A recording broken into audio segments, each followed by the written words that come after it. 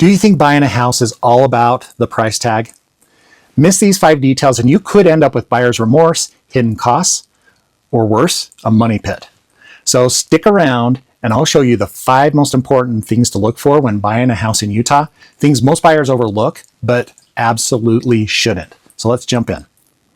First, think about this. You can change almost anything about a home except one thing, and that is where it sits.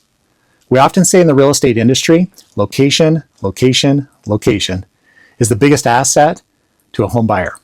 So with this in mind, consider carefully where you want to live and if it will truly meet your needs. When you're evaluating a location, don't just look at the distance to work, for example. Think about your daily routines. Are you close to schools that your children might attend? Are the types of stores and restaurants you like to go to within a reasonable driving distance? What about medical care, parks, or even freeway access? All of these things can add up to how peaceful or stressful your life might be. Now, another thing to focus on is the vibe of the neighborhood. I recommend walking around and driving through the neighborhood to get a better feel for its vibe. Take a look at how well the neighborhood is maintained by the community and by your neighbors. Does it match up with your lifestyle and your values? Also consider how long homes are sitting on the market. These are clues to its value trajectory and whether or not the area is currently in demand. Next up, consider the home's overall condition and age. A shiny kitchen is great, but if the roof is 25 years old, you might be in trouble if that isn't something that you're wanting to deal with or pay for in the near future. I always recommend getting a home inspection to bring light to any potential high-ticket repairs. Typically, there are small ticket items that generally pop up on a home inspection report, but it's the big ones that are most concerning. Home inspectors are great at finding bigger issues that might exist in a home. They will help you assess things like general structure and mechanical systems of the home. Good home inspectors will look at the home itself overall. They'll look at the roof and the foundation, accessible plumbing lines, the electrical system and outlets, as well as any issues that they can assess with heating, cooling, and ventilation systems. Common questions that a home inspector can help answer include, how old are those systems? If it looks like there are any recent updates, or if any work was DIY or professionally completed. It will be important to ask these questions from the homeowner as well.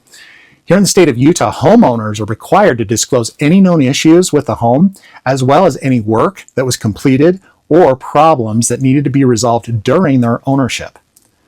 The next thing to consider when buying a house is its layout and its functionality.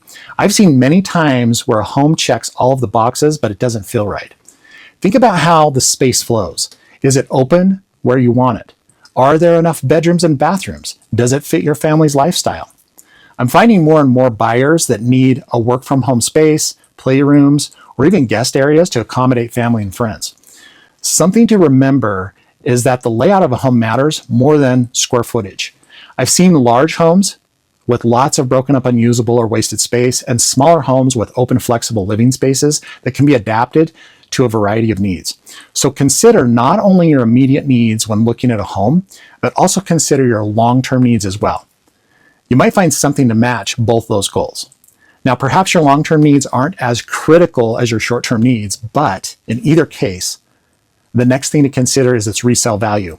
Even if you think this is your forever home, life happens. Homes that have higher resale value can help solve for a number of unexpected life changes and needs. So consider if the home will sell easily in the future. Consider things like curb appeal, the school district, the lot size, and the layout all impact future resale value and can help you if selling or even renting it out is ever needed. Here's a bonus tip. Avoid being the most expensive house on the block. Being the most expensive house on the block might feel impressive, but from a financial and resale perspective, it can limit your upside and make your home harder to sell. Look for a home that fits your needs and still leaves room for appreciation. The last thing to consider when buying a home is the cost of the house beyond the purchase price. The mortgage isn't the only number that really matters. It's also the need to account for ongoing property taxes, potential HOA fees, utility costs, insurance maintenance, and even commute time. These all tend to increase over time. and aren't as often considered important factors until later. So take some time to calculate your true monthly cost, not just your mortgage. Buying a home is a huge investment, but if you focus on these 5 things, you'll feel more confident and you'll avoid the most common buyer mistakes. As you can see, it's important to consider a number of critical things when buying a home. So in this next video, I'm covering the truth when it comes to buyer closing costs, what they are, and how much they can be. So I'll see you there in a moment.